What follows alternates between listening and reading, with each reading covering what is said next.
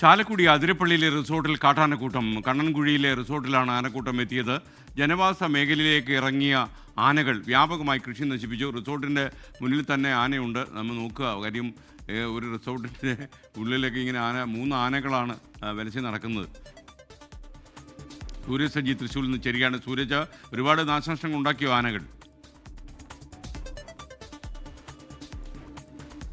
എന്തായാലും വ്യാപകമായ ഒരു നാശനഷ്ടം ഉണ്ടാക്കിയെന്നുള്ളതാണ് പറയുന്നത്. കാരണം പല പറമ്പുകളിലൂടെയും കയറി ഇറങ്ങിയ ആന വിവിധ ഇടങ്ങളിൽ ഈ തെങ്ങും വാഴയും ഒക്കെ നശിപ്പിച്ചു എന്നുള്ളതാണ് നാട്ടുകാർ പറയുന്നത്. എന്തായാലും ഈ റിസോർട്ടൊക്കെ അതിരപ്പള്ളിയിലെ സൗന്ദര്യം ആസ്വദിക്കാൻ വേണ്ടി പല വിനോദസഞ്ചാരികളും അതിരപ്പള്ളി മേഖലയിലെ റിസോർട്ടിലേക്കൊക്കെ എത്താറുണ്ട്. പക്ഷേ ചാലക്കുടി പുഴ കടന്ന് ഇന്ന് രാവിലെ ആനക്കൂട്ടമാണ് എത്തിയതെന്നുള്ളതാണ് കൗതുകകരമായിട്ടുള്ള കാഴ്ച. പക്ഷേ അവരെ സംബന്ധിച്ച് അത്ര കൗതുകകരമല്ല, ആശങ്ക തന്നെയാണ്. 4 ആന ഉണ്ടായിരുന്നു ഈ സംഘത്തിൽ എന്നുള്ളതാണ് പറയുന്നത്. റിസോർട്ടിൽ 6 കാലോടുകൂടിയാണ് എത്തുന്നത്. പക്ഷേ പുലർച്ചയോടുകൂടി തന്നെ ജനവാസ മേഖലയിലേക്ക് ഇറങ്ങിയ ആന ഈ റിസോർട്ടിന് സമീപത്തെ വീടുകളിലെയും പുരയിടങ്ങളിലേക്കും അടക്കം കയറി എന്നുള്ളതാണ് പറയുന്നത്. പിന്നീട് പടക്കം പൊട്ടിച്ചാണ് ആനയെ ചാലക്കുടി പുഴ കടത്തി അതിരപ്പള്ളി മേഖലയിലേക്ക്, അതായത് വനമേഖലയിലേക്ക് കടത്തിവിട്ടത്.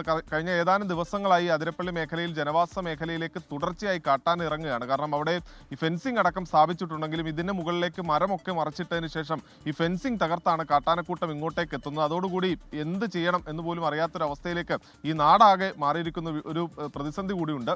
എന്തായാലും ഇന്ന് റിസോർട്ടിലേക്ക് ഇറങ്ങിയ ആന അവിടെ നാശനഷ്ടമൊന്നും ഉണ്ടാക്കിയിട്ടില്ല. പക്ഷേ ജനവാസ മേഖലയിൽ വ്യാപകമായി തന്നെ കൃഷി ഉൾപ്പെടെ നശിപ്പിച്ചിട്ടുണ്ട്.